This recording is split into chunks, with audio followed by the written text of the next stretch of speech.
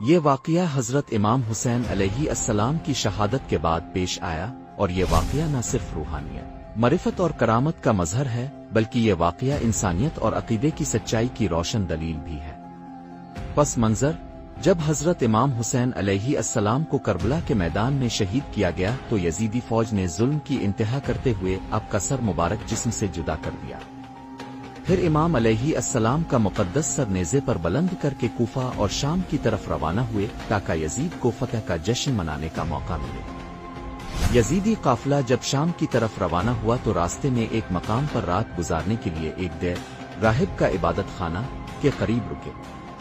راہب کا کردار، راہب ایک نصرانی عیسائی بزرگ تھا جو تنہائی میں عبادت کرتا تھا۔ وہ علم، عبادت اور روحانیت میں بہت بلند مقام پر فائز تھا۔ جب رات کے وقت قافلہ دیر کے قریب رکا، اس وقت راہب نے دیکھا کہ ایک نور کا ہالہ آسمان سے زمین پر اتر رہا ہے، اور وہ نور ایک کٹے ہوئے سر کے گرد چمک رہا ہے جو نیزے پر بلند تھا۔ راہب کو حیرت ہوئی کہ یہ کون ہستی ہے جس کے سر سے اتنا نور پھوٹ رہا ہے کہ زمین و آسمان جگمگا رہے ہیں۔ اس نے قافلے والوں سے دریافت کیا، یہ کس کا سر ہے؟ انہوں نے جواب دیا، یہ حسین بن علی کا سر ہے جو علی ابن ابی طالب اور فاطمہ الزہرا کے بیٹے اور رسول خدا محمد مصطفیٰ صلی اللہ علیہ وآلہ وسلم کے نواسے ہیں۔ یہ سن کر راہب لرز اٹھا۔ اس نے کہا، افسوس، تم نے نبی کے نواسے کو قتل کیا، کیا تمہیں شرم نہ آئی؟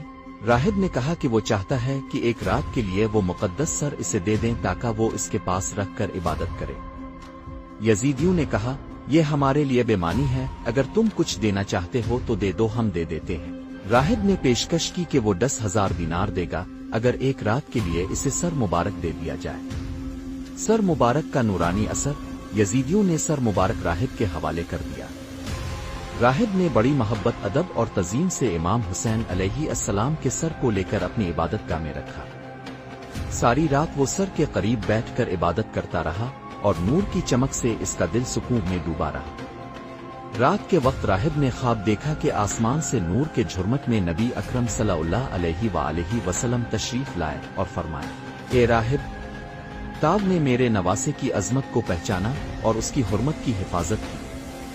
تاو نے وہ کام کیا جو امت مسلمہ نہ کر سکی۔ یہ خواب دیکھنے کے بعد راہب کی آنکھ کھلی تو اس کی روح میں عجیب سکون اور محبت کا احساس تھا۔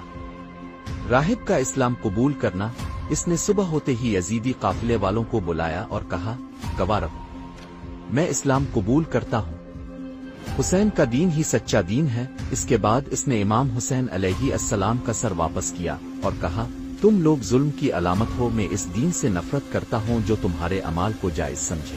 کہا جاتا ہے کہ وہ راہب اسلام لا کر ایک سچے حسینی بن گیا اور زندگی بھر امام حسین علیہ السلام کے غم میں روتا رہا۔ امام حسین علیہ السلام کی عظمت کو ایک نصرانی راہب نے پہچانا، لیکن امت مسلمہ کے اکثر افراد غفلت میں پڑے رہے۔